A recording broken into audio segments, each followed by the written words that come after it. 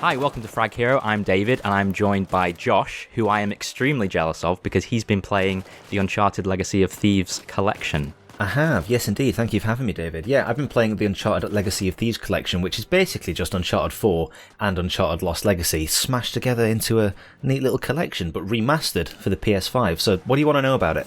I want to know everything.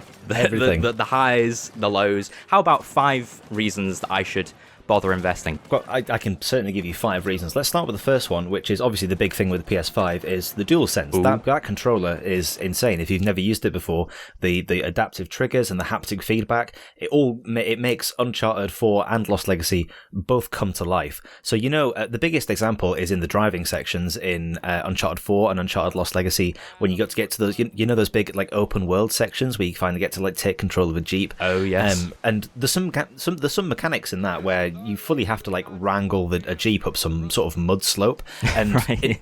it felt great on the dual shock on the PS4, but it really comes to life on the DualSense. Like, and how is that mud on the PS5? Because that mud on the PS4 looked very nice. Oh, it looks even better. You got some good reflections on there, some good deformation as the Jeep goes through it. But it looks great on screen. Don't get me wrong, but you can actually it sounds corny, but you can really feel it through the controller. You feel the acceleration on each of the triggers as you're just going up and down each slope, and especially like the haptic feedback every time you go over like a little bit of a bump or through some gravel or driving through water is incredible. You just fully feel it like splash through your hands. Like, I know it's a bit of a buzzword to say that you really do sense it through the controller, but honestly, the PS5 controller is just fantastic with these two games. Is it on the level of Astrobot? That's what I want to know. It's not quite on the level of Astrobot, I don't think. It's sort of like in terms of how I would rank DualSense features on other PS5 games, it's probably like a mid-tier. Okay.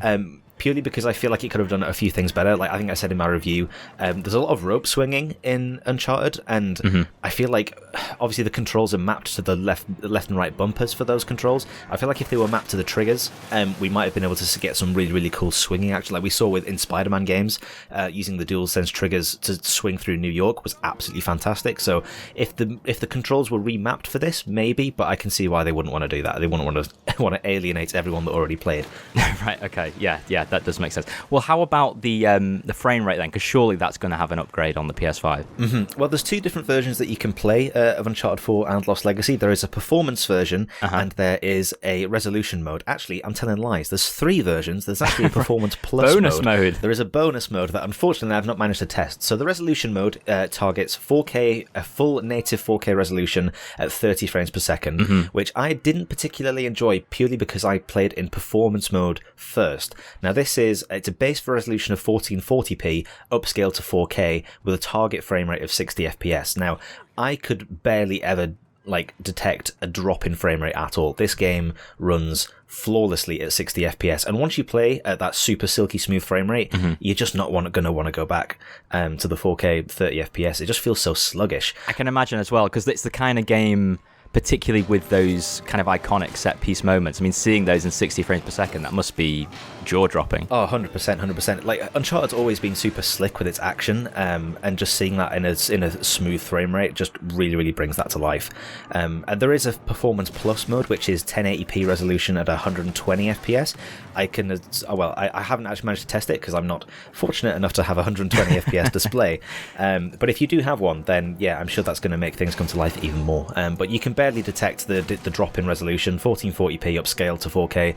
When you're sitting far away from a telly, just looks just as crisp as 4K. So yeah, I'd recommend playing on that one, and it really is worth it over playing Uncharted in 30 FPS. Well, those visuals are incredible, and I always remember enjoying the photo mode on the PS4. So is that any different this time around? Like, is that improved? So the photo mode is exactly the same, but the experience of using it, I would say, is way better, purely because you've got that higher frame rate, and also the hard disk drive in the PS5 is obviously much faster, which means things load quicker. And I don't know if you use the photo mode on the PS4 version, it could be quite sluggish at times. It would take things quite a long while to load, flicking between different filters and loads of all the camera settings. Sometimes that was a bit sluggish.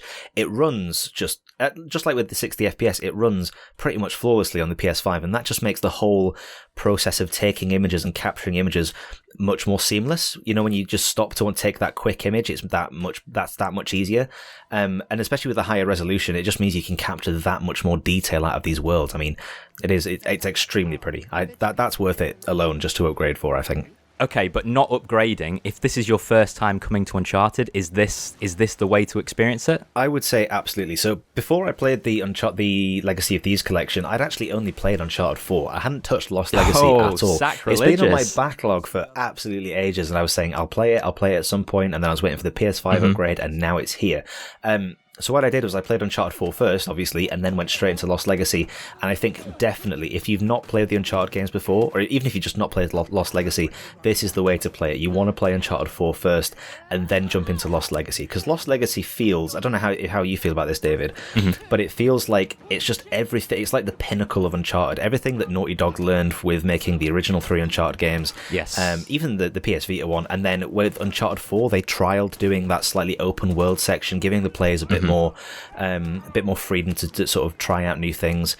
And that's like the epitome of what you get in Lost Legacy. It's still a little bit linear, but it tries new things, and it really, really thrives for that, I think. So, and playing them back to back is just the best way to play it. You know, not to spoil anything in Lost Legacy, but it ties up a little bit, like some of the loose ends. Really gives the series a send off. That Uncharted 4 did a great job of sending off the character of Nathan Drake. But for like one last hurrah in that world and universe, Lost Legacy just wraps it all up perfectly. So yeah, definitely worth playing, to just do the 1-2 of Uncharted 4 and then Lost Legacy right at the end. Definitely worth doing.